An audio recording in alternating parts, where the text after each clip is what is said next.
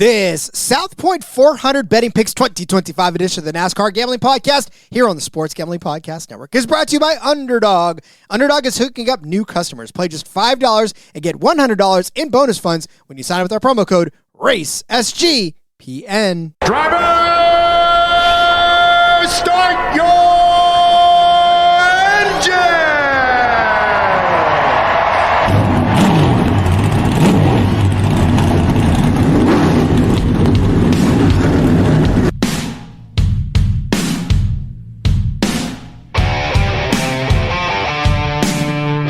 Strap in and pull those belts up tight as the Sports Gambling Podcast Network presents the NASCAR Gambling Podcast. I'm just gonna put my foot on the floor and I'm not lifting till I see God or a checkered flag. My man. With all the news and the best bets for your NASCAR weekend. We want to thank you tonight for these mighty machines that you brought before us. Thank you for the Dodges and the Toyotas. Thank you for the Fords. Lord, I want to thank you for my smoking hot wife tonight, Lisa. In Jesus' name, boogity, boogity, boogity. Now, here are your hosts, Rod Villagomez and Cody Zeeb. Welcome in to another episode of the NASCAR Gambling Podcast here on the Sports Gambling Podcast Network. He's Cody Zeeb. I'm Rod Villagomez, and today it is Viva Las Vegas. And we've already lost every listener we had. You're welcome. For those of you who are loyal, it's Vegas, baby. We're going to be up 500 by midnight, and it's time to welcome in the next round of the playoffs and have ourselves a good time rolling the dice in what should be an exciting mile-and-a-half track, Cody. Yeah, it's 4 races left in the playoffs, rather, in the season completely. We've got tickets available. You can now purchase your ticket for the Final Four. They are up for grabs. Win this race, Rod. You are locked in with a chance to race for a championship. Shit is getting real. We've got 8 drivers left, and hey, it's the elite of the elite. 300 cars, 3 Gibbs cars, 2 Penske cars. You're getting the best of the best in this round of 8. We are in for this is going to be a good round. This is going to be a good race at Vegas. I'm pretty pumped for this. This entire round, I think, is going to be very, very exciting this season. Well, like you said, it's the best of the best going up against each other. And really, these guys have put on shows over the last several weeks, and each of them has their own individual storyline going into it. And honestly, we'll talk about a lot of them today, but it's so compelling to think about what each has going on as they enter this next round. TK checking in saying, hey guys, what's up, TK? Good to see you. TK. I think it's Ironemo 18, right? I'm going to go ahead and guess that. Close enough. Yeah, welcome in. We haven't seen you before, so welcome into the show. Yeah. Good to see you. Hello. He says, bet against Joey Logano at your own risk. We'll definitely talk about Joey Logano. We're going to be talking about Joey Logano, Rod. Don't worry. We have to. Nico, my buddy from down under, SVG equals king of the road course. I mean, that was never in dispute. And honestly, there's a lot of people that are mad about that still. Yeah, that's an understatement. Hey, he gets it done 5 in a row. Obviously, I think it was Jeff Gordon won 6 or 7 in a row back in the day. Different time, different car, 2 racetracks over multiple seasons, whatever. This is obviously not the most impressive. I would argue it's the most impressive run we've ever seen on road courses. He's getting it done, not even in the best cars. It's been very impressive. Easy cash for us this past weekend. It was a little bit of a racy race. I mean, yeah, he wins by 16 seconds or whatever at the end. Pit strategy kind of came into that, right? But I don't think anybody was going to beat him. But it was a good race. I thought we had a really good race at the ROVAL. There was a lot of action and storylines all the way to the end. The Hail Melon 2.0, just not quite enough. Well, and listen, JDK, afternoon fellas, making some fantastic points in the Discord as far as what do you expect out of these races. And it's like we said the other week, Cody. I mean, nobody's going to be happy no matter what happens. So I guess if you take away from it that you enjoyed that race, then by all means, I like it. Because I'm with JDK. I actually thought it was a pretty decent race overall. I felt like there was enough going on. There was enough for you to keep paying attention to. And yeah, SVG was SVG, but like, you know, you got guys running in the back that need to be running in the front. You got guys that are going to pit that aren't going to pit. Like, you know, the stages were flipped enough. tire wear on a road course. Like, that's not really something we've seen much. Like Goodyear, holy shit. We can't give enough props to Goodyear. They have been bringing the tires we've been asking for. This is what we want. They had to pit more than they would have in a normal road course, and tire wear actually came into play. That's exactly what you want. And it changed strategies, and it changed the course of the race, and it kept everybody, things were crazy and in a good way, and it made it exciting. So, if you're getting new tires anytime soon, get some Goodyears, because they know what the fuck they're doing over there. Yeah, and I think we just need to stop as race fans equating the outcome to the whether or not you enjoyed the race, because we all have our own, especially for betting purposes, we all have our own take on how these races play out. But was it entertaining? That's the question. You know what else is entertaining, if I can spit it out? Downloading the SGPN app and finding all the great stuff that we've got going on there. There's easy picks to all of our there's easy free access to all of our SGPN picks and podcasts. They change the wording up on this all the time, so it's always like, I don't know. But definitely on your toes. Download the app. You're going to have fun checking out all the good stuff going on in the SGPN world. Truth matters. When Larson hasn't been Larson and Byron ain't Byron, what do you do? Well, we're going to talk about that as well later today. Talk about both those guys. I mean, really, I think a majority of the playoff guys, the remaining 8 will come up today. I think there's only 1 or 2 guys that aren't actually on the sheet. So, it's going to be a lot about playoff guys these last couple weeks, and for good reason. Obviously, we're down to what I would say are 8 of the best. I mean, there's not really many outside of this 8. I think Tyler Reddick, talent-wise, yes, team's not there obviously right now, but yeah. Well, and listen, I mean, and we'll talk about it as well, but like if you look at the average finishes for these guys in the next gen era, most of these 8 are all inside of the playoffs. So, of course, they're all going to be brought up.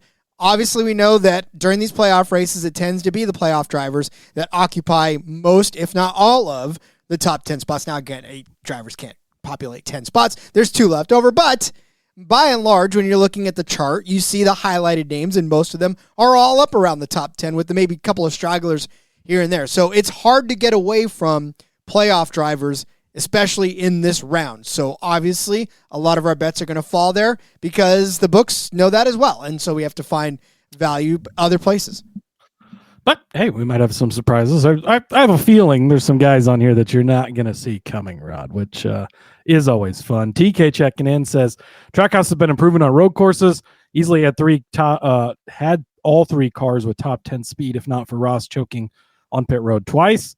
I mean, I would argue Trackhouse has really been good the entire time. All 3 drivers have won on road courses. Suarez has looked great throughout the years on multiple road courses. So has Chastain. And obviously, SVG's done all of his damage in the Trackhouse cars over doing anything really in the Colleague cars. So, you have to definitely say that they've been a good road course team, I would say. So, JDK says we all know if Elliott wins at the Roval, would have been 90% on the Jeff Gluck poll. Well, that's because Chase Elliott is great. He's got comments on Jordan Bianchi. You have to check out the YouTube for that. TK says, to be fair, if you only watch the Roval 2024 and then Roval 2025, you wouldn't know he has been struggling on road courses this year. True. But. It's true. It's true. But listen, and we'll talk about him obviously too. They can't ignore him or some of these other big names on this track, and we will not.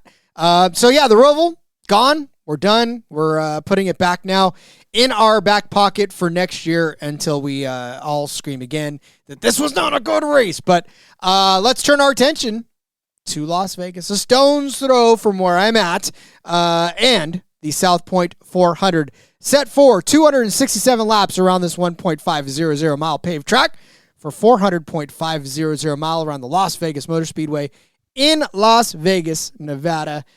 I swear to God, I'm going to make it to the spring race. Fall's a little difficult because October is Bandtober, and that is when most of the band reviews happen. So I will definitely have to make it out for spring race. But man, Cody, I think that's one that we both need to circle on our calendars for next year. Yeah, I mean, first of all, it's Las Vegas, so there is that just in and of itself. But the track is great. We raced here in the spring. John Barry picked up his first career win there for the Wood Brothers. And it's a track very similar to Kansas, which we were just at 2 weeks ago. keep that in mind as we go into betting here, because that's going to probably come up a lot. We have a very, very fresh sister track. I mean, these tracks are just about as close as you can get. I think the Kansas tire wears a little bit more. That surface is just a bit older than Vegas, but they race extremely similarly. They are both from that cookie cutter era where they're almost identical as far as how they are built. So, and you saw the racing we got at Kansas, right? Yes, Denny Hamlin led a lot of laps, but there was kind of battles throughout the thing. And then obviously we got the crazy finish at the end. You were able to see guys run multiple lines. All that was great. So, yeah, I'm pretty pumped for this race, Rod. There's 38 entries for the Cup Series. Your 36 regulars, along with JJ Yaley, the 2009 F1 champ.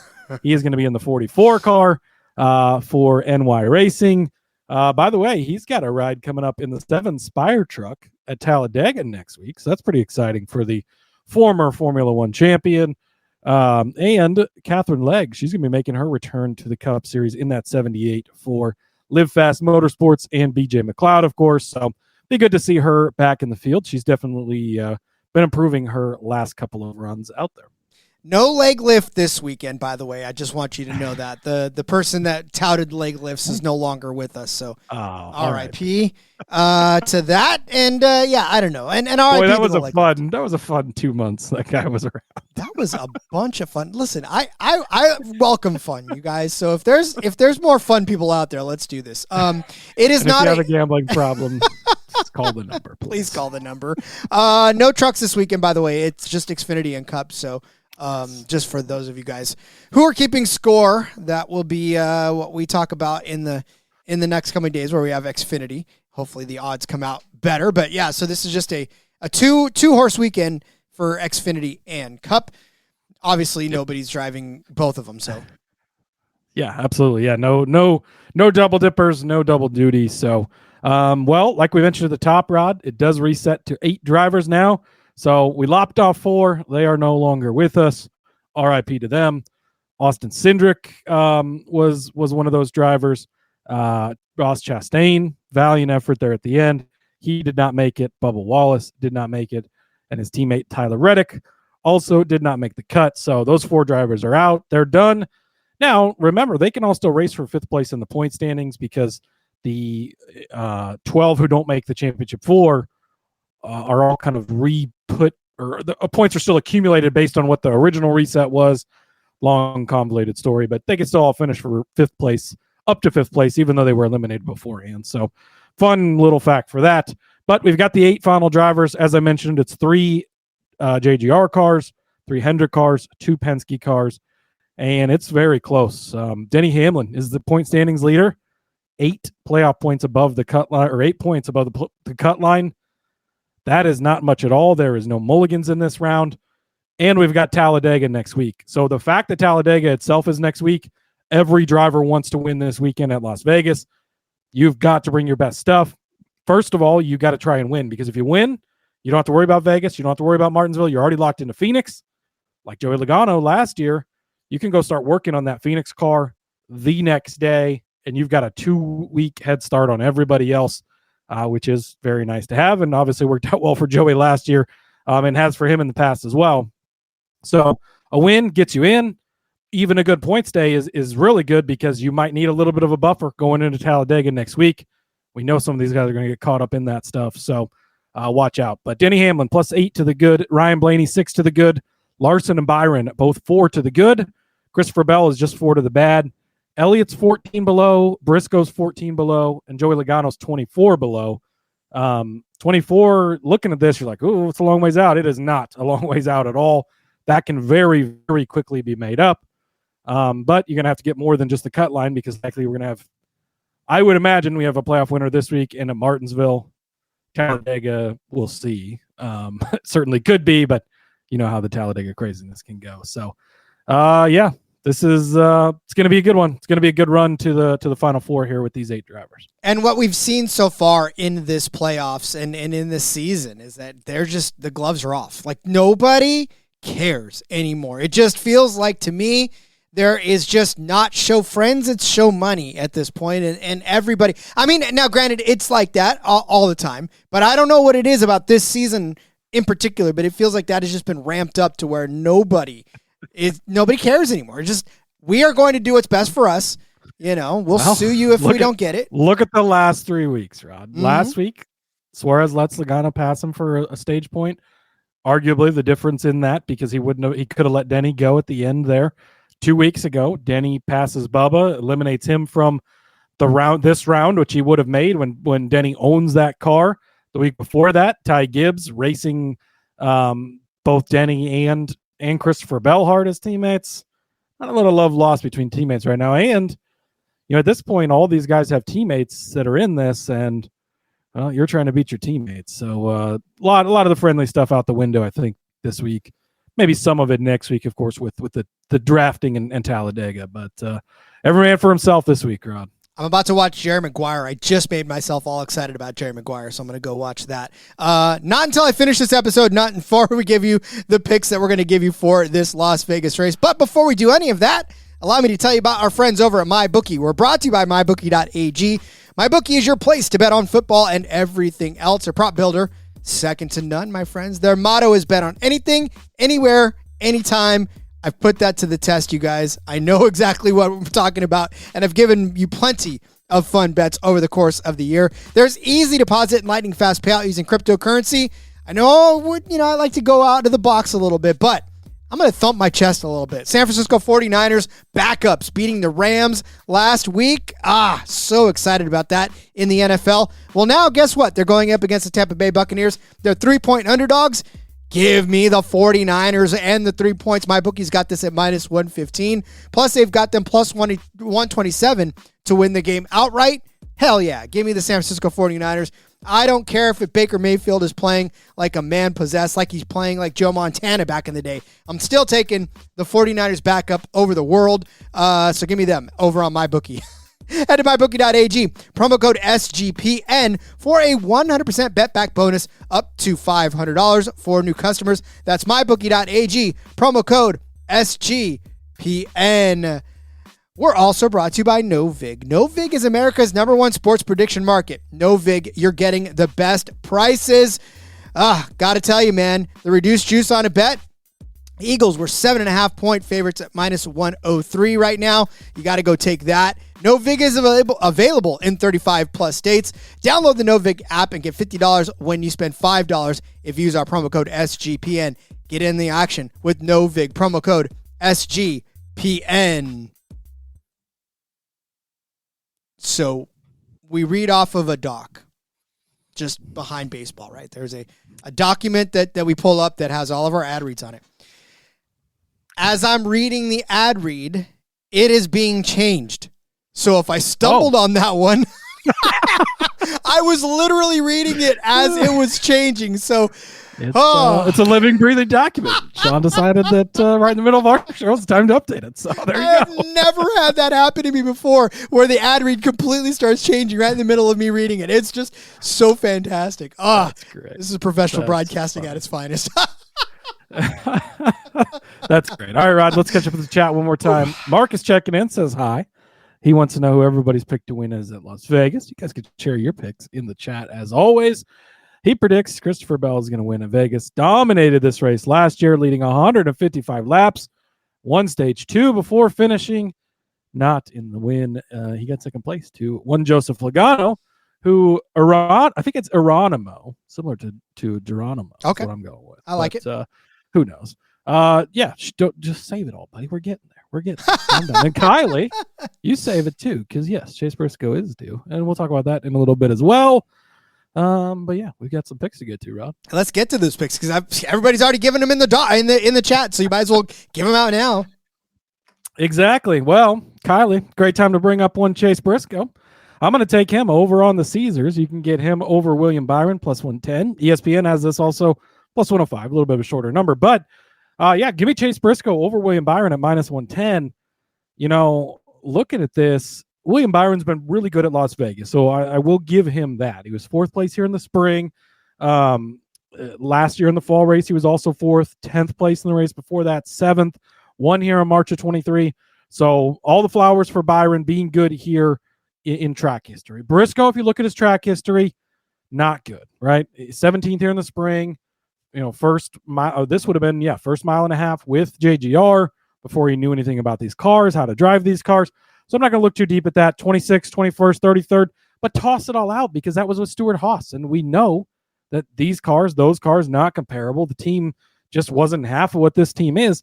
He did have a full place finish here in October of 22. So given a good car, back when Harvick was getting good cars and stuff, he did run well here. So I like that. Martin Truex Jr., who drove this 19 car previously, and Chase Briscoe's been good everywhere that Martin Truex Jr. was good. 6th place here last fall, 7th place the race before that, 9th, 7th. Truex had 9 top 10s in a row and 14 of the last 15 races at Las Vegas inside of the top 10. So that 19 team got a pretty good booklet on how to make this car fast, make this car good. So I like that. But then what tips the scales for me, besides the plus money part of this, is you look at mile and a halves or somewhat similar tracks this season. Go back to Kansas a couple weeks ago, 4th place for Chase Briscoe. Yeah, there was the late chaos and stuff, but that's where he was running all day. He was a 4th place car running that well. William Byron finished 9th place, and I literally wrote, I do the paper notes here. I literally wrote next to it, lucky. It was a lucky 9th place finish. He was about a 28th place car all day. They could not figure that car out. It was horrible. That was just 2 weeks ago at the closest comparison track you're going to possibly get, where they were out to lunch the entire day. Luck got him at the end there, the crashes, the late caution, all that stuff. Ends up salvaging a decent day in 9th place. But don't be tricked. He was not that good. Chase Briscoe won Darlington intermediate race, 21st place finish for William Byron. Indianapolis, a bigger intermediate. You can kind of, I'm not really looking too deep into this. 18th for Briscoe, not a good day, but 16th for Byron. So not a good day for him there either. So that one's kind of a wash. Pocono, bigger track. Chase Briscoe wins. 27th for William Byron. Struggling on these big tracks. The Coke 600 is kind of the one outlier for Byron other than the spring race here where he finished 2nd place. Long race, good run for him there. But Briscoe was right there with him. 3rd place at Charlotte. You go back to the Kansas spring race, not too long after that Vegas run. 24th for William Byron there. 4th place for Chase Briscoe. So, yes, Byron was good here in the spring, and he's been good here on this track, so I'll give him credit for that. But since then, on mile and a halves and intermediates, he's not been good. He's been dog shit, honestly, and really, really bad 2 weeks ago at Kansas. It's hard for me not to look at that race and say, hopefully they, I guess for their sake, just completely throw everything of that car out and start with something new because it was really bad. Well, Briscoe's been amazing on all these mile and a halves. This is a track that Truex has been great at. And you're getting plus money. You can't beat that. Look, I wouldn't be surprised if both these guys are in the top 8 with the other playoff guys at the end of the day. But getting plus money on a coin toss, if you look at history here, but mile and a half this year, it goes in Briscoe's favor. You know how much money we've made betting Briscoe this year, how much we love betting on him. I'm going to ride that train. So give me Chase Briscoe over William Byron. Plus 110 over on Caesars. Yeah, and really, when I was looking through this and trying to figure out the angle, and I know there was those I saw that head-to-head too, and I thought it was so close, but Briscoe has been the better, and you can't really compare it to the past years because Briscoe in the 19 has turned it on, and, like you said, William Byron just feels like whatever spark he had that got him in there is just maybe they're missing the setups, and it's not been the best. Byron is such an odd case, and Bianchi brought up this year because they were talking on the teardown. Bianchi brought up, William Byron would be the points leader or whatever if it was the old system. He's not even been that good this year, and then people were calling him out. Well, he's led the 2nd most laps this year, which I didn't even realize. He's not been, but a lot of that was back in the spring and in the summertime when Byron tends to be better earlier in the year. Lately, and we're very recency bias in everybody's opinions on NASCAR. It's all about right now, right? And he's not been as good lately. But Briscoe, on the other hand, it was the opposite. Not as good to start, but he's been so much better lately. I'm just going to continue to ride that with Chase Briscoe and take the plus money. I suppose when you've driven a Nissan, I don't know, or a Toyota, whatever the lowest form of Toyota is, and then you end up starting to drive whatever the high, I don't even know Toyotas other than, whatever they drive, but then it's tough, right? You're a quality car versus a junker, and you're like, oh, wait, this actually responds to the wind. Yeah. I get it. That's what Briscoe said at the beginning of the season. He's like, I don't even know how to drive a car that's this good because he'd never been in that good of equipment in his entire life. And And he was right because he figured it out. And holy shit, look at the results. It's been drastically better than anything he ever did in his career. So, again, we'll talk about it later, but the books just keep forgetting about. I don't know. For a guy that's in competition to win all these races, they just keep disrespecting the man, and I'm here for that. I like it. You keep that up, books. So you're saying when I push the gas pedal, the car actually does go. Oh, it does what it's supposed to do. That's so crazy. What a cheat code. Hunter checking in says, "What's up, guys? Cash big off SVG last week, and shout out to whoever posted the even car winner plus 250 over on Hard Rock. Hammered that. A bunch of people did. It seemed like all the books actually honored that. So doing the responsible thing. Did I say that? Did I give that a sort well, of an remember unofficial? Somebody in the chat said it. Yeah, because we were talking about SVG. Sorry, I can't remember who it was, but shout out to you. Yeah. And then so we kind of gave it out, and a bunch of people went, and then I know JDK found it on Bet99 in Canada, so it was out a couple places that kind of used the same thing, and did honor that. So, Larson gave you a little bit of a scare there for a second. Maybe that wasn't going to cash, but never really in doubt with Captain Shook behind the wheel. No, sirree. All right. Well, what do we say? Geronimo 18 saying, including a clutch playoff victory last fall, Logano has earned 4 wins, 8 top 5s, and 14 top 10 finishes in 24 career starts at Las Vegas. Thank you, Geronimo. You just made my point. I'm going to go ahead and hand it off to Cody for the next bet. No, I'm just kidding. That leads perfectly into my first bet. Yes, it is Joey Logano. I'm taking him over Chase Elliott. He is actually the underdog in this matchup, Joey Logano is. So minus 105 for Joey Logano over Chase Elliott over on ESPN Bet. I believe that number's still there. I got it this morning. Could have hammered it down by now. Let's go check and make sure that it's there. But listen, like Geronimo just said, right? The Joey Logano's track record speaks for itself here. He is actually 5th overall in terms of average finishes on the heat chart provided by our friends over at iFantasyRace.com. Thank you, Ryan, as always, for doing the hard work so that I can just sit here and read off it and sound smart. But Joey Logano, right? I mean, look, 15th place in the spring, but he and Chastain were fighting over the lead and had a lot going on until he fell off. So definitely a contender in that race as well. But before that, he won 9th place, 12th place, 36th place in 2023. Sometimes you have to drop a hammer on your foot to, just sort of pick yourself back up again. But he had won the race before, 14th before that. Chase Elliott, on the other hand, average finish on this track of 19.5. Finished 10th in the spring, that's fine, but 33rd, 12th, 32nd. Did not get a chance to race in the spring of 2023 because of his injury, but 21st before that and 9th. So really, if you want to look at it, I mean, there's only 2 top 10 finishes in that span in the next-gen era for Chase Elliott. 1 borderline top 10. But here's the thing, and I understand that both of these drivers have great history as of late, right? I mean, obviously Chase Elliott have that big win at Kansas a couple of weeks back, which is probably why he is the favorite in this matchup. An 8th place finish at the Roval, 5th place at Loudon, 3rd place at Gateway. A pretty disappointing day at Bristol where he finished 38th. Joey Logano, 5th place at Gateway, 5th place at Bristol, 4th place at Loudon, 21st at Kansas, and then 20th at the Roval.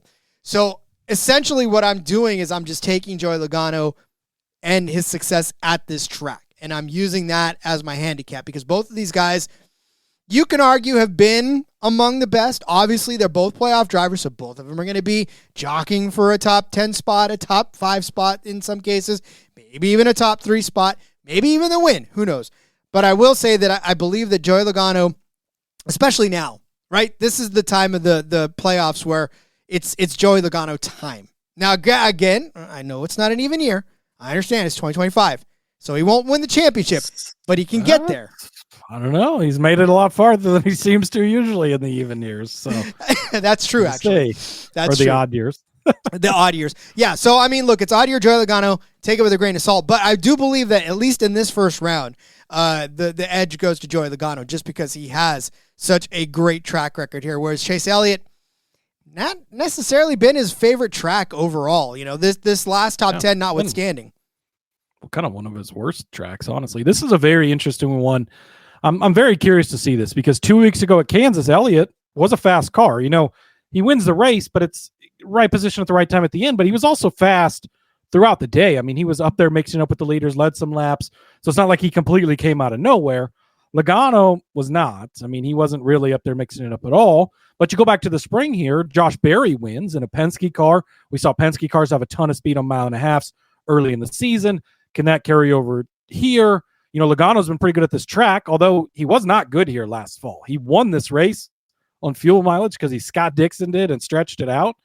But they were not a good car. They threw a Hail Mary and won, and he goes on to win the championship after he lucked into getting into the round because of the Bowman failure. Like, all the stars aligned for him, right? But so it'll be interesting. You know, Elliott's not been good here really, but he's been good at similar amount of halves. He's really good at Kansas both races this year.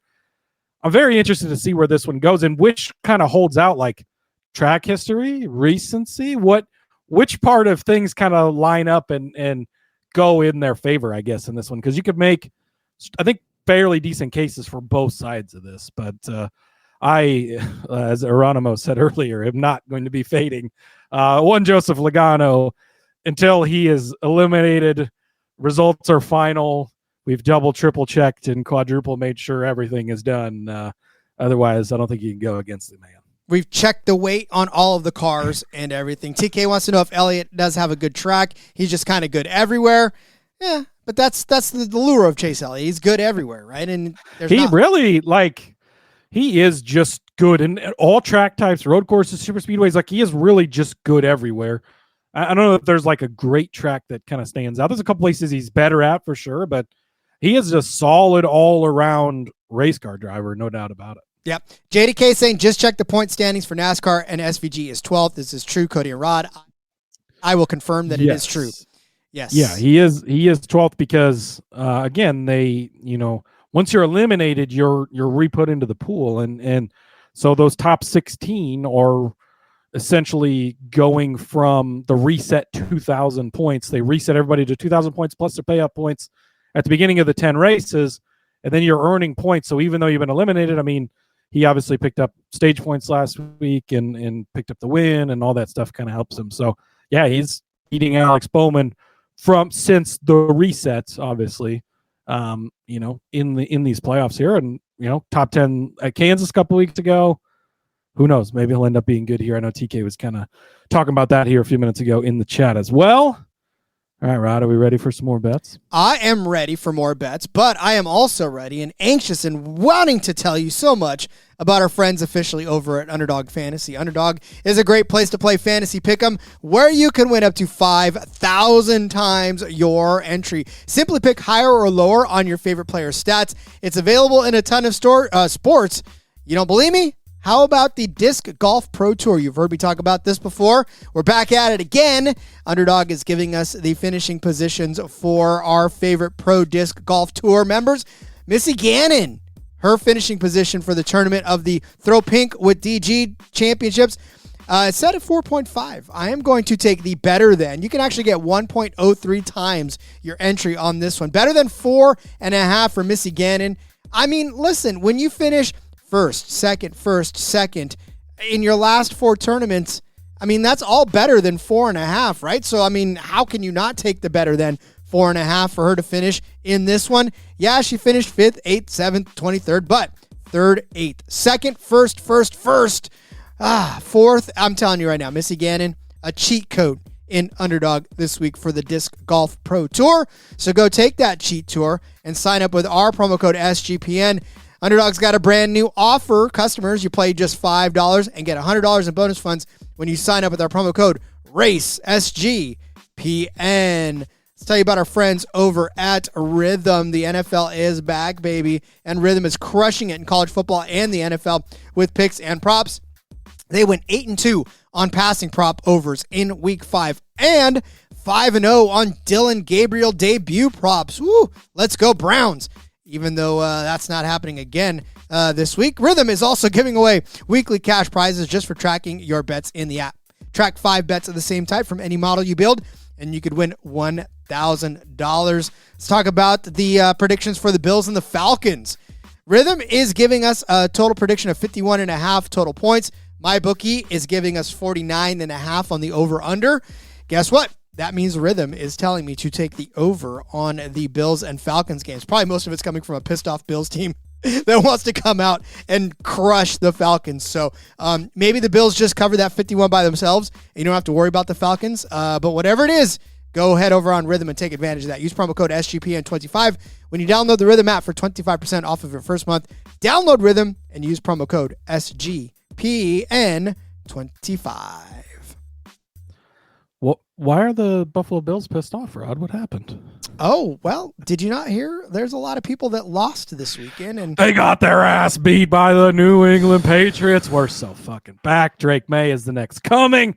Oh, I love football season, Rod. It's so crazy. Like, it just, to me, I do love football, by the way. I love, and you know I love all sports, but like, it amazes me sometimes when weeks like this just kind of happen. Every undefeated team goes down. Like, the Niners win so with the funny backups and everybody that's broken. Like, let's go. I didn't think you had a shot. I was talking to my buddy, Denver fan, and I was like, we're talking Sunday morning. We're like, yeah, neither of us really have a shot today. They pull out the win. We pull out the win. And it's like, now you're seeing people comparing Drake May and Tom Brady's first 18 games. And you're like, okay, I'm excited too, but let's pump the brakes. The brakes, my friend. If you put it in NASCAR terms, just make sure that brake is not squishy in this case. So, is that what Rod was blowing up Twitter about? Yeah, Rod was very spicy on the X this week. I have the notifications turned on, Rod. So when you tweet, I get the little notifications about your tweets. Bad. And you did not like the officials. Refs are terrorist shirts were coming out for that Patriots game. I thought they were doing a fine job. Well, for both sides, though, listen, it was bad. It was really bad on both sides. We had back calls against us, back calls against them. Talk about bad officials. Chiefs were really getting all the breaks last night. Didn't work out for them. Nope. They could be 2-4 after this week. What a beautiful thing. Okay. All right, Rod. Let's get off the football talk. Back to the racing talk. Hunter parlayed Corey, Connor, and SVG to win this week. Super chalky, but we told you last week it was going to be a chalky week, and look what happened. So, JC checking in. Hi, guys and gals. Hi, JC. Good to see ya. Always nice of you to join us. We appreciate it. All right, Rod. I'm going to head over to the top 5 market. I'm going to take one James Dennis Allen Hamlin. Even money, top 5 finish. It's just pretty much as easy as that. If you look back through his Las Vegas results, you might be like, well, why are you going to take his top 5? 25th here in the spring, kind of a rough day, but 8th, 10th, 11th, 5th, hanging around, I guess, kind of throughout the time. Before the next gen car, very good here. Won the final old gen car race here with 137 laps led. But not the greatest track record here, but leaning into what have you done for me lately? What have you looked like lately? Look, 2 weeks ago at Kansas, JGR was on. They were the team to beat. They were the best team by far. Denny had the best car. He led a shit ton of laps, 159 of them. Started second, swept the stages, on his way to winning late. You get the late caution, all the drama. Almost still beats Bubba, ends up wrecking both of them and doesn't win, but has a good day. And if you had his outright that day, he didn't hit well, maybe you got the top 5 at even money. You still cash out nicely. So I like that. So coming off the second place, that's such a comparable track just 2 weeks ago. It's hard for me to look past that because it was a great run, right? Darlington a couple of weeks ago. Granted, Southern 500 doesn't race exactly like this, but 7th place run. He was real close to it. Indianapolis, Brickyard 400. He had a 3rd place run there. Bigger track, right? If you're kind of looking that way. Pocono, same story there. 2nd place. Michigan, often referred to by Ryan as, Kansas is mini Michigan. Kansas, Vegas, the same. Michigan, close as well. He won that race. Started 3rd, had a great day, won the race. Going back to Charlotte, tougher day there, longer race, fine. Kansas in the spring was tough on him, but obviously that was just mechanical issues. They fought back through that and had a good run here. So been very good in the 1.5 miles, the bigger tracks this season. Something feels different about Denny this year. He does not give a fuck. He's not worried about manipulating the playoffs. Bring Joey Logano in there. Let's go beat the best of the best. He's not worried about getting the car he owns in. Don't care. I'm looking out for me. I'm going for 60. I think he's going to have a badass car this weekend. I think they're going to be fast. Maybe they win, maybe they don't. But if he doesn't, he's going to be top 5. We're very fucking close to it. At even money, I will take that. And then, Rod, I'm going to jump over to the top 10 market. I got more top. Actually, a couple top 5s in here, but they're kind of in with some other bets later on, so we'll get to those in a few.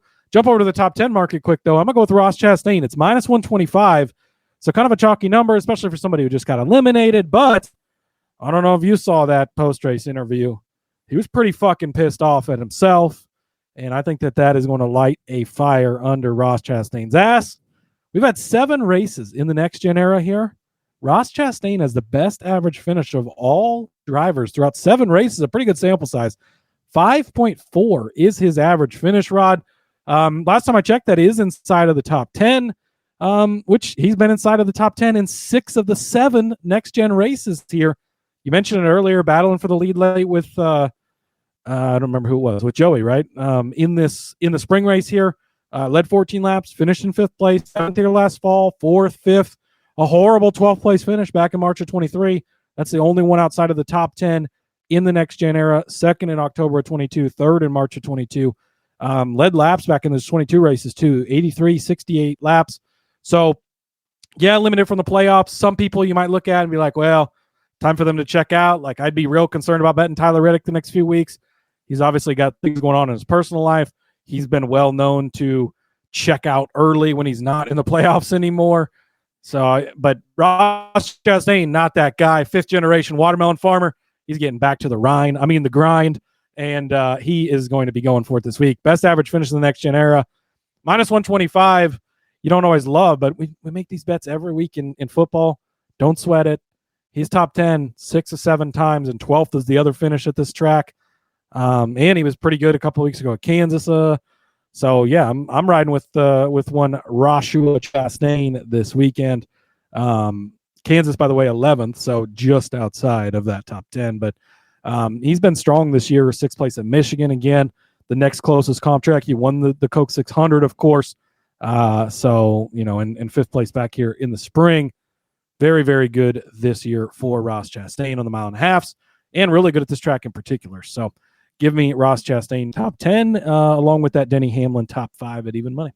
Cody didn't look up in the dock and see a couple of boxes down that had Ross. Actually, he did, because he actually put it in the I bonus did, bet. because I had, yeah. You didn't claim the 10. That's on you, Rod. That is true. But I did take it in of myself. Found another bet that I like on Ross Chastain, and I was like, you know what, Rod might like this. So I'm going to give it to him in case he would like it. Well, listen, I will like it because I am going to actually up the ante on that. I'll just skip ahead to that one because if we're talking Ross Chastain already, you want him as a top 10. I actually love his top 5 number at 3-1 over on ESPN. And obviously, Cody tossed in that top Chevy in my little box as well. I found it at 8-1 actually over on ESPN. So you had it at 7. I found it at 8. So top Chevy 8-1. Listen, I mean, look, Ross Chastain, like you said, has been fantastic at Las Vegas.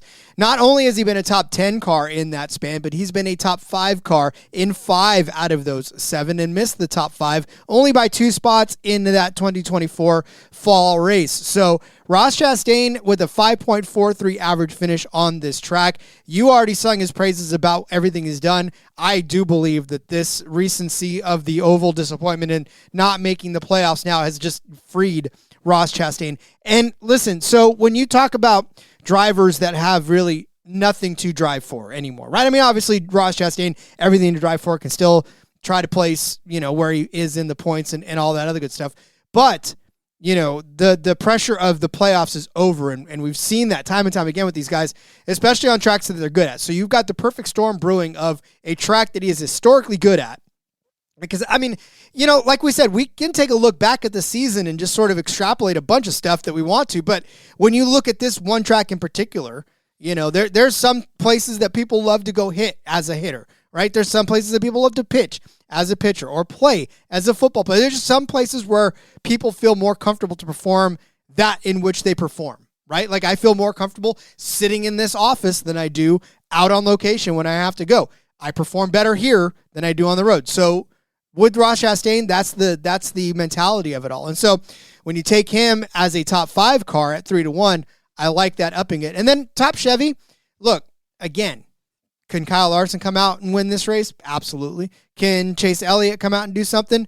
Yeah. But if Ross Chastain is finishing in the top 5, think of the guys like Logano that we talked about earlier. Think of Denny Hamlin, who we just talked about as well. Think of all these guys, these Chevys and these Fords and Toyotas that can get in his way. Ryan Blaney, which we haven't even talked about at all this season. I mean, granted, he probably won't do much here because he's not that good here, but if he does end up being good like he's been good lately, right, there's 3 of the 4 of the top 5 spots right there, right? And all we need is for one more Toyota Briscoe to slide in there. And now all of a sudden, if Ross Chastain finishes 5th, he's the top Chevy, and 8-1. That's a good gamble for that. I like that. So JC saying he's always aggressive for sure, and it works out a lot of times. It almost worked out for him at the Roval. So, all he needed to do was just get past Hamlin and not have Hamlin wreck him. We're good to go. So close. Yeah, and Hunter too, plus 110 for Ross, the top 10 over on ESPN. So much better number. I don't know how I missed that one or if I got updated or what, but it is available over there on ESPN. So go get that because that's not going to last as people start talking about it throughout the week. It's going to jump up. And I think, man, if you get plus money, I would have taken it at minus 125. Don't tell anybody, Rod. But plus 110, that's even better. So, and then, with the top Chevy one, that's the one I kind of tossed in there for you. I didn't have a good spot to give it out on my side of things, but look, Chevys were good at Kansas. Elliott was good. Larson was not bad, other than he's shook at times, right? But obviously they end up winning with Elliott, but it's not like they were run away. We've already kind of talked about William Byron. 8-1 to beat maybe those 3 Hendrick cars. Is there any other Chevys you're super concerned about? As I look through your list here, no, there's not. So Kosovar. Just kidding. Hey, he could get it done. Whatever, shut up. All right, let's go to your next bet then, Cody. Yes, real quick, TK as well. Are we fading Legacy again, falling off a cliff? I don't know that I'm fading them, but I'm not touching them right now either. It's been a rough couple of weeks. It's tough. I don't know what happened over there, unfortunately, but hopefully they figure some stuff out, and they'll just have to do it without me being on them. So another guy, just eliminated from the playoffs. You can make a case one way. I'm going to make a case the other way. Bubba Wallace. I'm still all in on Bubba Wallace. I'm going to take his top 5 at 4-1. Also, you can get his top 10 at plus 110. So I'm going to take both of these. A couple of top 5s I really like this week. I'm not usually a big top 5 guy, but I will say he's not been overly great at this track lately. 28th here in the spring. He did lead 20 laps and 4th in both stages. So toss that out there. I don't remember what happened. I don't have that right in front of me, but bad finish, but was running well. And that was kind of where it was like, oh, okay, mile and a half, 23:11, and then it wasn't so much. 12th place, though, here last fall, so not a bad run, right? 35th here in the spring, so maybe he's just not good in the spring. I don't know. But 2023, 13th and 4th in those 2 races, so that was good. Not the best in 2022, but we've seen before that when 23:11 or one of these 23:11 drivers, whether it be Kurt Busch or Bubba Wallace or Tyler Reddick, get hot at these mile and a halves, they've got something figured out and they start clicking. And we just saw Bubba Wallace, a corner away from winning at Kansas a couple weeks ago and being in this round.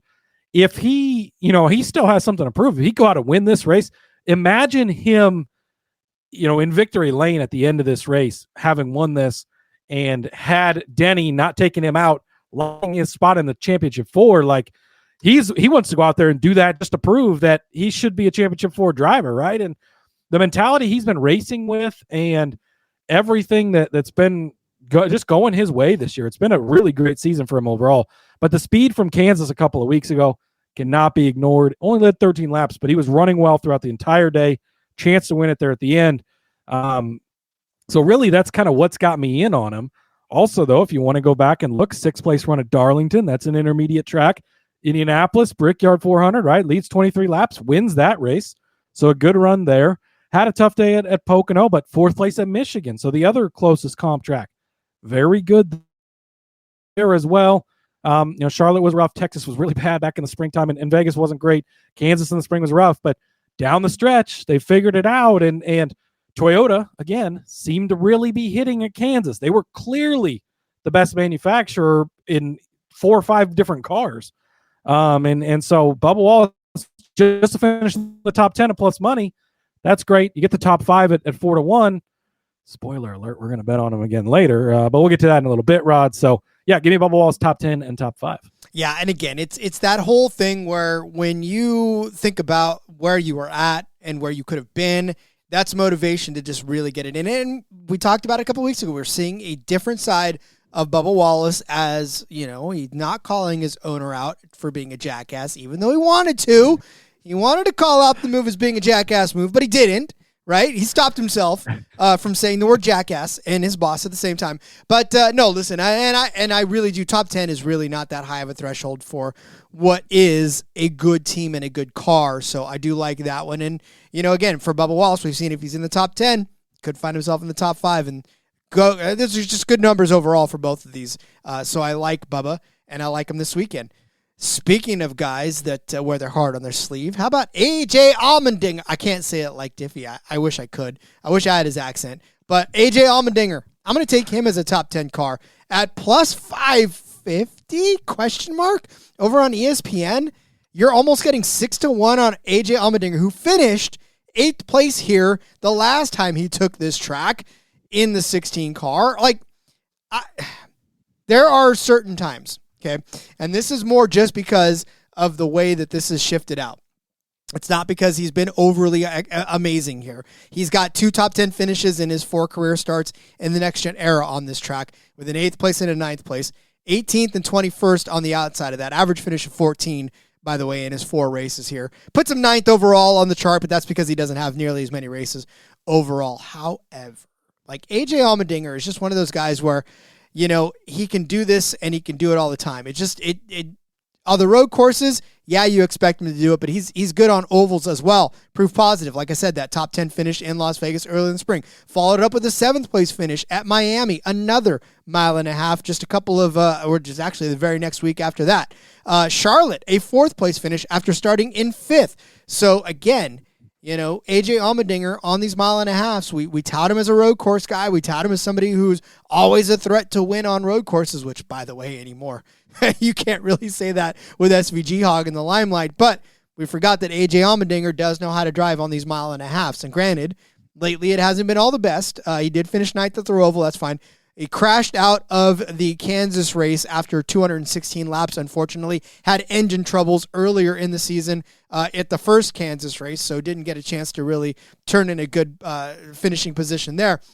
But look, AJ Allmendinger should not be, and I mean not be, plus 5. This is the same thing as the Christian Eckes thing from a couple of weeks ago, or actually last week when we talked about him at 7-1 for a top 5 on the ROVAL. Should not be this price because if it's a coin flip, Cody, and you're giving me plus 550 to just flip a coin and whether or not he's going to finish in the top 10 when he just did it recently, the last time he was on this track, that is way in your favor. This is a one where the odds makers are just kind of looking back at AJ Allmendinger's overall performance this season and not taking into account the fact that he's been good on these 1.5 miles and was recently good at Las Vegas earlier in the spring. They're just kind of saying, well, he's had a few bad finishes. We'll just give him plus 550 because he shouldn't be good on this one. Nope. Take full advantage of this. AJ Allmendinger, top 10. Top 10! We're not even asking for a top 5. Just a top 10 at plus 550. Yeah, no, I love this bet. You made a bunch of great points. We've talked a ton about AJ this year. They've been running well. The team's been running well. Ty Dillon finished 13th at Kansas. So, if he can do a 13th at Kansas, AJ could certainly do a top 10 here at Las Vegas. So I like it. All right, Rod, next up for me, we're going to go over to Daniel Suarez. This might not be one you had on your bingo card for us to talk about today, but I'm going to take his top 10 plus 450. I think that's a great number. Then I'm even feeling a little spicy. I'm going to take his top 5 at 14-1. Suarez is not a guy we've talked about a lot this season, especially not down the stretch here. But you look at Las Vegas, he's really liked this track. He is 6th in the next-gen era for active drivers. It is 9th overall because Kurt Busch, Kevin Harvick, and Truex are all above him, but none of those guys are still racing. Endless races, all that fun stuff. 6th in active drivers for average finish here at Las Vegas, 13.4. So he's had a really good run here, including 2nd place in the spring. Talked about his teammate Ross Chastain being really good here back in the spring and really throughout his career or throughout the next-gen era here. Been very good. 2nd place here for Daniel Suarez in the spring. Was that a fluke? Well, he finished 3rd place here in the fall of last year, leading 57 laps. Okay, and then you look back before that, March of 24, 11th place, led 15 laps, so just outside of the top 10. 15th here, October 23, 10th here in March of 23, 16th here in October of 22, and then he had a 35th or 37th place run the very first race here in the next gen era. So that's dragging down that average finish, because after that, 16th, 10th, 15th, 11th, 3rd, and 2nd. So you're telling me over the last 5 races, or even we'll include the last 6 races, he's got 3 top 10 finishes, an 11th, and then 2 finishes of 15th and 16th place. And you're getting plus 450 for a top 10. I like that. And then the top 5 number, which he's done the last 2 times we've been at this track, plus 1,400. Look, Suarez is a guy we've talked about. We don't talk about him a ton, but when we talk about him, he's got, we just mentioned earlier, Chase Elliott, just good everywhere, no great tracks. Suarez has tracks, and when he goes to those tracks in particular, he does well. 17th at Kansas a couple of weeks ago. That's not far outside of a top 10, obviously. Similar track. 7th at the ROVAL last week, and he ran good all day long. Been a lot of not good finishes in there as well, but he had a good run of 2nd at Daytona, 7th at Richmond, 7th at Watkins Glen. So coming off of a 7th place run at Watkins Glen, took it to an oval the next week and finished in 7th place. He's coming off a 7th place run at Charlotte this past weekend at the ROVAL, Rod. So I like, if you're a patterns guy, I like it. That looks good. A place like Pocono ran 15th place there, a pretty good run. Michigan, 14th, again, somewhat of a similar track. Texas, a mile and a half, a 10th place run earlier this season.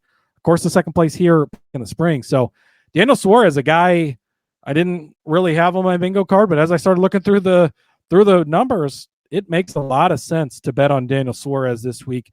The top 10 at plus 450 is a crazy number, and I don't mind the sprinkle for the top 5 at 14-1 because he's done it the last 2 times we've been here, so it's crazy.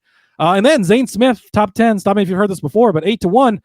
Go back to 2 weeks ago before he ends up on his side, driving along the wall and rolling to a stop. He ran top 10 all day long at Kansas Motor Speedway. It's not Kansas Motor Speedway. It's just Kansas Speedway. But nonetheless, he ran top 10 all day long. Absolutely love that. That's exactly what you're looking for at a similar track not too long ago. Here, 3 starts, 23rd in the spring, 16th last fall in the Spire car going away.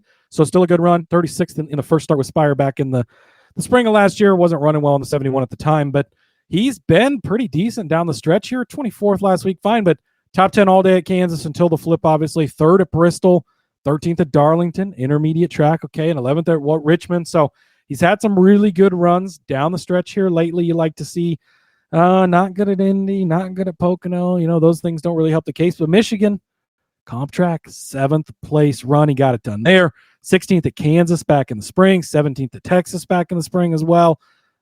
So, yeah, I like Zane Smith this week, coming off of a great top 10 run. He was just, you were surprised. It was like, wow, look at the 38 car just in the top 10 all day long at Kansas. Obviously, it ended up upside down for him. Well, I guess he landed on his wheels, but the day ended up upside down. But I think that's a great opportunity for him not to have hit it a couple weeks ago. You still get a good number at 8-1.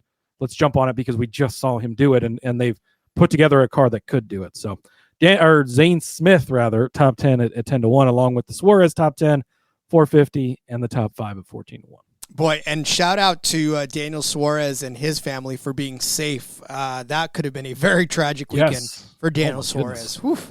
So yeah. If you didn't see, his wife, his mother, and his mother-in-law were all involved in he posted a picture of their car, and it's a pretty rough wreck, pretty severely messed up. Luckily, all 3 are okay, according to him. So thank God for that. But yeah, that's you never like to see that. No, you do not. And the safety of these cars, not just the ones that he drives, but the ones his family drives, obviously, very, very good and safe. So, lucky for that. All right, so I am going to go with, I'm going to get away from the drivers. Let's stop talking about drivers for a while. Let's just talk about manufacturers.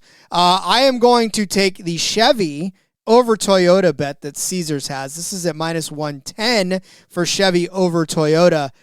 I really just could stop by saying that this has happened 5 of the last 5 races that we've had on this track. The last time that a Toyota has beaten a Chevy on this track was when Tyler Reddick and Denny Hamlin both beat Eric Jones and Kyle Larson in the fall of 2023.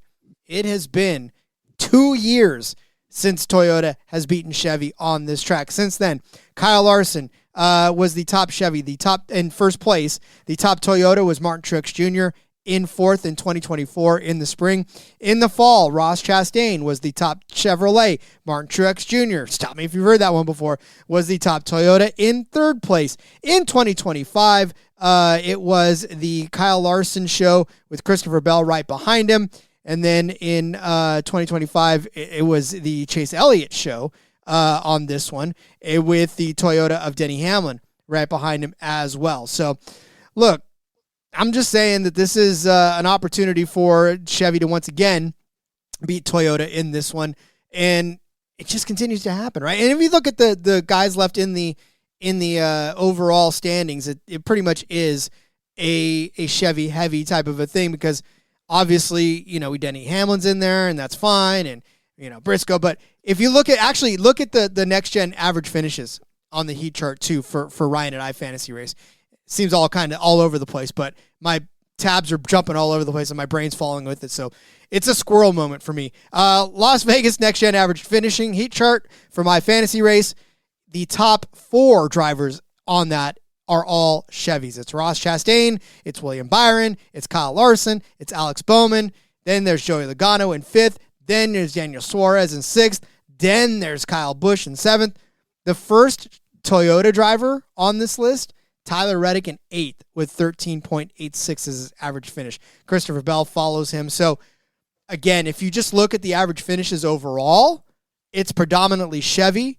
And, I mean, to get them at minus 110 over Toyota when all they've done is beat Toyota on this track year after year after year, to me, it just only makes sense to do this. And again, don't have to worry about which Chevy it is. You don't have to worry about if it's Larson or Chastain or Elliott or Byron or whatever Chevy happens to be up there, doesn't matter so long.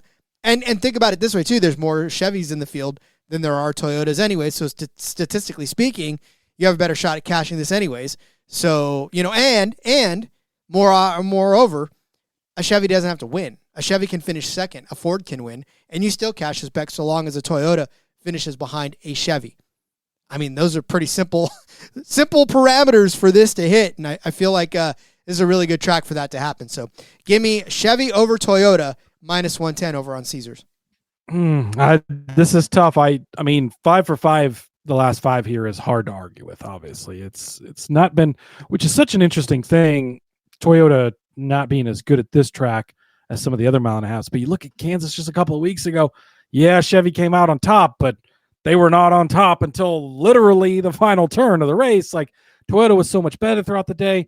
And you think of the Toyota camp, and you're going to give me Denny Hamlin and Christopher Bell and Chase Briscoe and Bubba Wallace and maybe even Tyler Reddick. Like, and in the Chevy camp, you get Captain Shook, William Byron, who we talked about, has not been really great on mile and a halves. Chase Elliott, okay. Ross Chastain, maybe Daniel Sort, but you're getting pretty weak pretty quick. Hey, I don't know. I'm going to have to disagree with you on this one, Rod. That's okay. I mean, I just got all the facts pointing in my direction. So you've got gut feelings about Hamlin, who hasn't had a good average finish here, and all these other guys that don't have good average finish here. That's fine. That's fine. I'll trust you. What have you done for me lately, Rod? Well, that's fine. Chevy beat Toyota at Kansas too, so I'll give you points there. But boom. All right. We're gonna move over to the top Ford market. I'm gonna go with 2 guys here. A little bit of longer shots. Brad Keselowski at 10-1, and Zane Smith at 40-1. You love to see it for Zane Smith. So let's start with, obviously, I've already talked about Zane Smith. You know why I think he can have a good finish.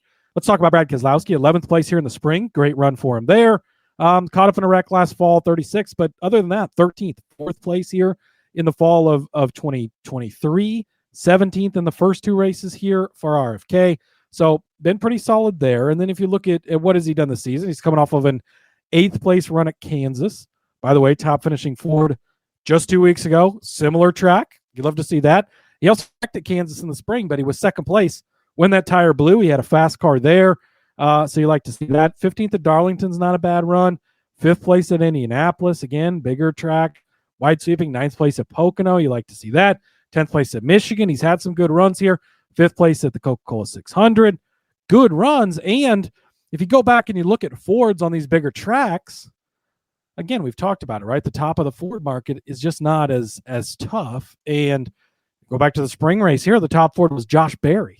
I can't imagine what his number was to be the top Ford because nobody saw that coming, right? And I don't think we think that Josh Berry's going to repeat that because he's been shit lately, Rod. But, he'll probably win again just because we're not talking about him. But you look back at the last couple of races, Kansas Speedway, all you had to do was finish 8th to be the top finishing Ford, and that was Brad Keselowski. Beautiful, right? And Todd Gilliland was the next best finishing Ford in 12th place. So you didn't have to be overly impressive to be the top finishing Ford. It wasn't Joey Logano. It wasn't Ryan Blaney, the 2 playoff guys who are going to be the heavy favorites in this. But it wasn't them. And Zane Smith, remember, running top 10 all day at Kansas. Darlington, it was Chris Buescher, but he finished 10th place. That was all you had to do was finish 10th to be the best finishing at that intermediate. At Indianapolis, all you had to do was finish in 4th place, yes, but Ryan Preece got that longer shot. Brad Keselowski right behind him in 5th place, so right there for the taking.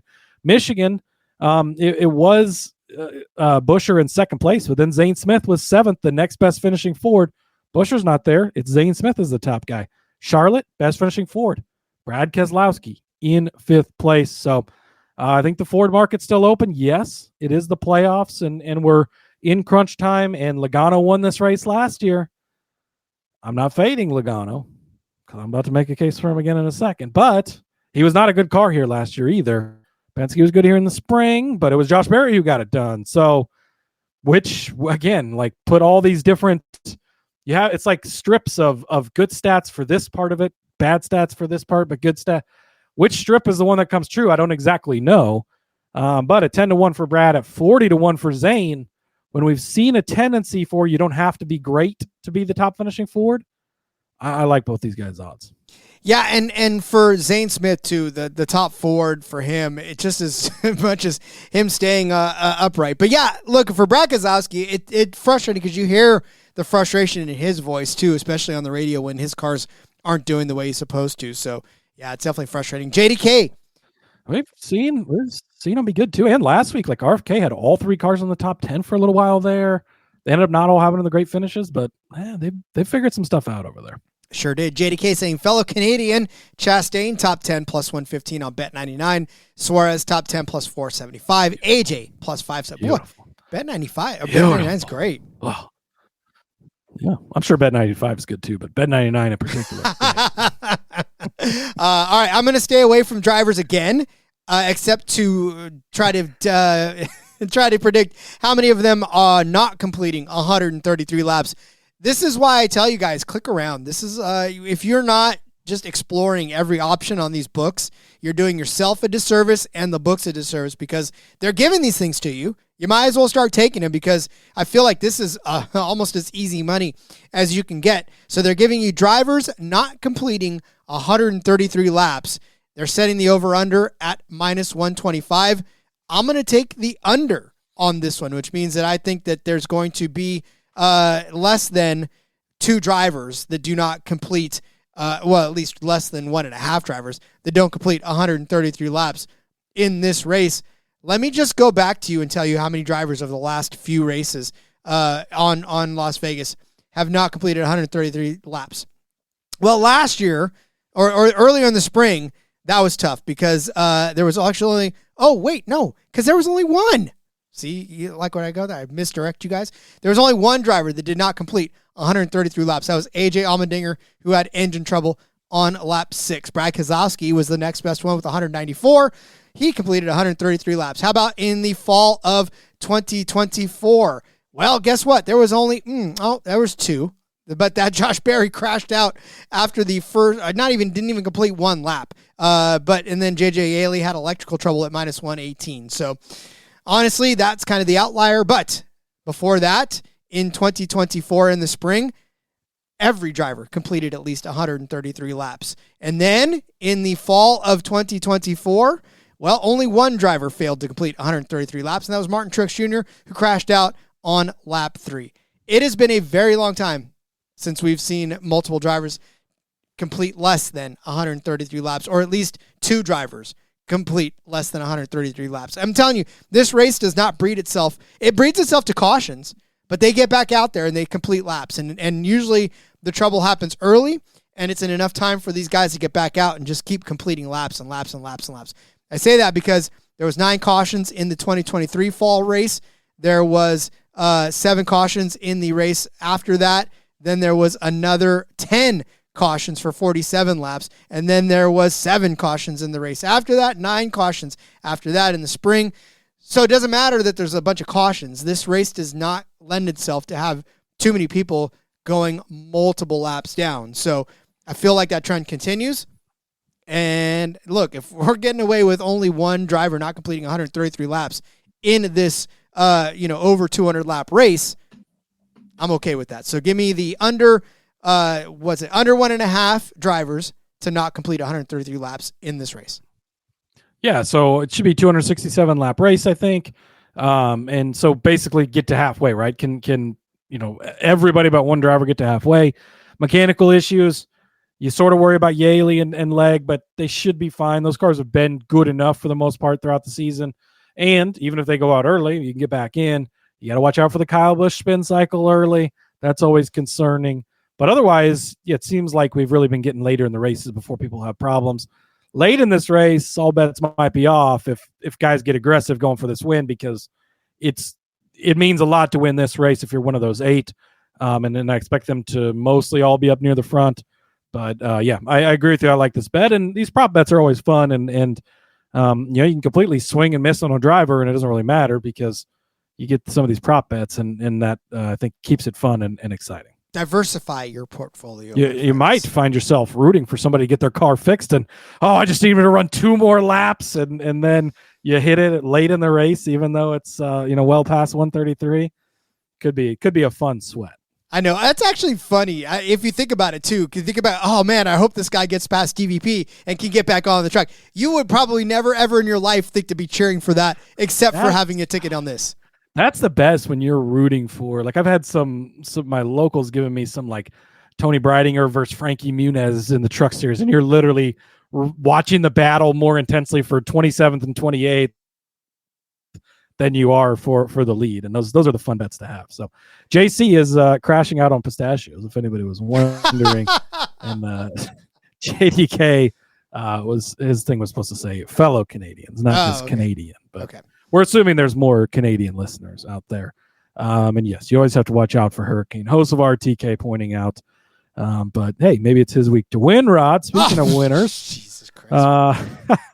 I like how you cheers right at the same time as I was talking about Hocevar winning. That's I'll have to clip that. Rod just puts his glass up right as I'm talking about Hocevar winning. At least he's got a fallback job at his Chili's. He did buy the Chili's at his hometown, so that's really exciting news there. All right, I do not have Hocevar on my outrights this week, although he could probably not. Okay.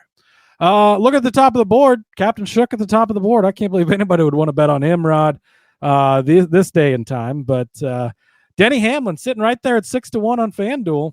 I don't know how you pass up a guy like Denny Hamlin. Did you watch the Kansas race 2 weeks ago? 159 laps. He swept the stages. He almost won the race at the end of the day. Track history here is the thing that makes you question it, right? It's not been necessarily great in the next gen era. We kind of talked about that earlier. He's run well. That's why we got the top 5 on him as well to kind of, help us out a little bit of a hedge and protection. But I think he's going to have a shot to go out there and win this race. Joe Gibbs Racing was so fast a couple of weeks ago. We saw it early in the season. Penske good a 1.5 miles. It translated from 1.5 miles to 1.5 miles. Fallen off a little bit here lately. But Joe Gibbs has it right now. I don't see why that's not going to stop. Toyota has it right now. I don't see why that doesn't stop this weekend. Just led 159 at Kansas. He is so close to win number 60, the number he's been wanting to get to forever. He's so close to getting there. He can feel it.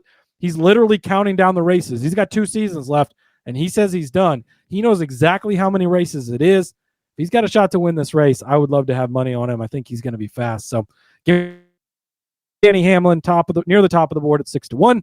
Chase Briscoe's 11-1. How do you not bet on Chase Briscoe at 11-1? I don't know, Rod. We've talked him up. He continues to be right there. I thought at Kansas he was about to steal that win until Chase Elliott did. Every time I've bet on him a lot to win this year. He hasn't always cashed, obviously. He's not won a ton of races, but he is in the race with a chance to win every single fucking week. I mean, it's crazy. I'm going to keep betting on him if they're going to keep giving us numbers like 11-1 on him. Bubba Wallace at 22-1, Rod. 22-1 for the guy who almost won Kansas a couple weeks ago. It's the same story, right? When they've got it figured out a mile and a half, they seem to do better. He's coming in. I mentioned it earlier when I was talking about his top 5 and top 10 bets. So kind of a mini car lift here with Bubba. But imagine him go out and winning and saying, we should be in the championship 4. That is on his bulletin board. I think he's going to be a car that is going to be good this week. At 22-1, he was 25-1 at Kansas. We were this close to cashing it. I think you have to bet it this week because you're going to kick yourself if you don't have it. And then, Rod, I know I did these out of order, but I did it on purpose because checking it at 19-1, I don't know if there's a way to go into this weekend's race and not have Joey Logano to win this race. I don't think Joey Logano will have the best car. I don't think he'll have the fastest car, but I think they will throw everything at the board to try and win this race. We saw it last year. It worked out for them. He just, we talk about Michael Jordans of the world and that playoff mode, right? They get into it. And Joey Logano and Paul Wolf have playoff mode. They continue to find ways to make it work. It's not an even year, but could he break the curse? He's never, ever made the Final Four in an odd year. Only even years. And he's made it just about every even year, but never in odd years. But he's a defending champ. He's a defending race winner. They find a way. We talk about that with football teams. They go out, they find a way to win. Joey Logano finds a way. If I do not bet on him at 19-1, I would be so pissed at myself when he goes. And he's not going to dominate this race. It's going to come out of the blue if he does it. But also, Penske won here in the spring in the form of Wood Brothers with Josh Berry. And I don't think Berry's going to have it. But if they take whatever was on Berry's car for that race and put it on Joey's car, Joey was good here in the spring. He won here last fall, even despite having a bad car. They find a way at 19-1. I don't think Joey Logano is going to win this race, but I'll be damned if I don't have money on him when he does win this race because they just fucking find a way like they always do. I think you have to bet it. So Denny Hamlin 6-1, Chase Briscoe 11-1, Joseph Logano at 19-1, and Bubba Wallace at 22-1. Yeah, and for Joey, look, there's only one thing he can do now, is that's buck the trend. And honestly, it's if he wants to put this whole even odd year to bed, just go out and win the championship at 25-5. We'll shut up about it. Like, there'll be no more odd year or even the year Joey Logano. 4-time champion, and he's not even, he's 36, I think.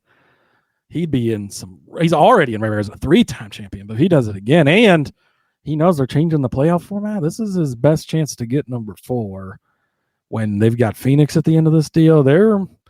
That 22 car is either going to be good this weekend or it's going to be bad, and they're going to find a way to finish good because it's just what they do. Shades of Jimmy Johnson. Changes the rules? I don't care. I'll go out and another win championship, regardless of what you do. All right, let's not put Joey in the same room as Jimmy just yet. I'm just saying, if you want to change the rules and Jimmy Johnson goes out and win another one, it's all good. That's the way he rolled. All right, listen, I'm with you on a lot of that stuff, but look, the only reason that I'm shying away from anything Toyota as of late is I didn't make this point earlier because I wanted to make it now. The last time a Toyota has actually won this race was 2021 in the fall, and it was Denny Hamlin. Since then, so Bowman, they're due. That's what I heard. Well, I don't know about that. They're due, Rod. I just hear they can't do it. Alex Bowman won in 2022. Logano, Byron, Larson, Logano, Berry. Right? So Fords and Chevys have dominated this race. So listen, we have laughed about this. We have joked about this. We have toasted many, many, many beverages to this and called him Captain Shook. But maybe, just maybe, this last week at the ROVAL has unshook Kyle Larson to the point where, look, listen, 5-1 for Captain Shook on DraftKings is the best price you can get Kyle Larson. You shake your head, but he actually had a really good run at the ROVAL, right? He had an opportunity. Oh, did he win? Well, they didn't win, but that was a road course with SVG on it. Of course he's not going to win. Nobody's going to win anymore. But here's the thing, right? I get it. I get Denny. I get Briscoe. I get Joey. I get Bubba. I get all of that. But this is the point in the season now where Larson's going to have to shut people up. He actually came out and ran well at the ROVAL. This could be an opportunity for him. I'm not pointing at anything else other than the fact that Kyle Larson has the third best average finishing position. I don't care, Cody. You can fall asleep and hit your head all you want. But on this track, and if we make the same argument for guys that have finished well on this track in the past, a la Ross Chastain, we have to talk about Kyle Larson. Second in 2022, second in 2023, first, ninth, 11th. I mean, he's won here twice out of the last 7 races. 5-1 is too bad of a number for him to be able to come out and do this. I understood everything about, his shook era. But much like Taylor Swift has her eras, maybe we're getting out of Kyle Larson's shook era, and he is now back to the championship era, right? He's smelling the chance to get, he survived this long, right? If he was shook to the point, and this is where I think it's funny. I'd love to have a beer with Kyle Larson. He lives close enough to me where I probably could have a beer with him one day and just talk to him, be like, listen, man, what is it like? Because you're so good, and then you go through this era where you're just not good. Like how frustrating can it be for you? He's going to have to come back and snap back sooner rather than later. 5-1 is a good enough price to speculate on that, in my opinion. Let me pull up these statistics. You gave out these great stats for Kyle Larson at Las Vegas. So what if I told you that we could go to a track where he finished sixth in the spring, or I'm sorry, he finished first in the spring, led 221 laps, swept the stages. He had finished as a first, fourth, second, eighth, second, all in the next gen era. That was Kansas Speedway, by the way. Guess what he didn't do? Win. Bristol. Oh, I'm telling you guys, he's so good at Bristol. This is his week where he get off this. He finished first and fifth and second and fifth and first and sixth and second and sixth. And he led 411 laps and 462 laps and 175 laps. And oh yeah, but the curse, and he shook it. But this is the week. I'm telling you guys, this is the week. I'm so fucking tired of people telling me this is the week for Kyle Larson. If it's the week for Kyle Larson, people keep saying it, but it hasn't happened. He shook right out of. Yeah, he ran great last week. Guess what? He didn't fucking win because he's still shook. You cannot bet on him at 5-1. And if he comes out and wins this race, you can't tell me I'm wrong, because it's not a good bet for a guy that hasn't won in, what is it, like 21 races? It's ridiculous. Kansas in the spring's the last time he won. He is not the same guy. I don't care what his stats look like here. He is shook. He admitted he was shook. He talked about being shook. You can't bet on Kyle Larson at 5-1. It's not. It was 10-1 or 12-1. Okay, man. But even then, like, oh, Bristol, this is the try. And I can't wait to listen to the Dale Jr. download. I saw that it's out. I haven't heard it yet. He's going to talk about his top finishers parlay for Chevy. And Kyle Larson's so good. We gotta bet on Captain Shook. Oh, give me some more Larson. Why? He's not done anything in how fucking long? How could you possibly bet on Captain Shook, Ron? Look at this picture. How do you bet on this man right now? Because it's glorious. Because it's glorious. Listen, I don't care. Logged into the dock today, and I just shook my head. I was like, I'm not going to say anything to him. I'm not going to bring it up. I cannot wait to talk about this. How do you bet on Kyle Larson right now? I'm so tired of hearing that it's his week. It's okay. I'm not even like thumping my chest. I'm just saying this, and I know you don't like the price, but listen, it's not going to get any better than 5-1, no matter where he starts. It might when he qualifies. The books are not going to fall for that nonsense. They're going to keep it where it's at. They're not. Yeah, this is the best price you're going to get for him. So, this is hilarious. Who knew we would get Cody crash out bigger than Rod on Ty Gibbs and Carson Hocevar? I didn't. Wait until he doesn't win this weekend. I can't wait. I'm so excited already. This was the NASCAR After Dark you didn't think you were gonna get, right? I gotta attach the TVMA on this one because we got Cody raw on that one. All right, well, Cody, I know we got to get you out of here in just a second, so let's go over our bets for this South Point 400. He needs time to cool off, ladies and gentlemen, so give me that one. If you're out there, get out your pen and paper. It's time to go over our bets for the South Point 400. Of course, for those of you on YouTube, the graphic is on the screen. Take your screenshots when you're ready. I started you out with Joseph Logano over Chase Elliott at -105. I then gave you AJ Allmendinger to be a top 10 car at +550. Less controversial than my winner, by the way. Chase Ross Chastain, top 5 at 3-1. Top Chevy at 8-1. Thank you, Cody.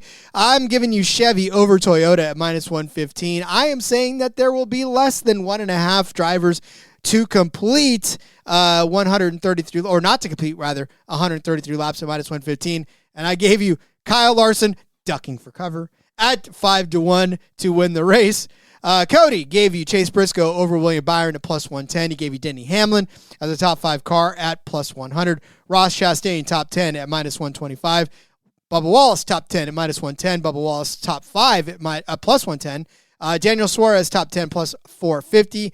He gave you Smith top 10 8-1. Suarez top 10. Keselowski top Ford 10-1. Smith top Ford 4-1. Hamlin at +650. Briscoe 11-1 to win the race. Logano 19-1 to win the race. Bubba Wallace 22-1 to win this race. Woo! All right, Cody, we have completed all of the necessary steps in this episode, and now we can just close it out because I know you need to go have a drink after my after my outright pick. Yes, I gotta go cool off. Thanks for giving me the space to rant. Don't bet on Captain Shook if you respect yourself. All right, yeah. Hey, Xfinity just this week. Final solo Xfinity show of the year because Trucks will be with them all the last 3 weeks. Excited for that. Make sure you join us the next couple of days. Talk fantasy, of course, and we'll talk Xfinity series. Follow me on the X at Husker_Zeeb. You can find all my stuff over there. Plenty of football content, all sorts of other stuff for sportsgamblingpodcast.com. Don't bet on Captain Shook. We'll see you guys later. Follow me on Twitter at RJV Gomez, where you can find me thumping my chest for Kyle Larson this week and really just going off about officials. That's kind of what I do nowadays on X. But yeah, love you all. We'll see you tomorrow for Xfinity. Until then, everyone, let's go racing and let it ride.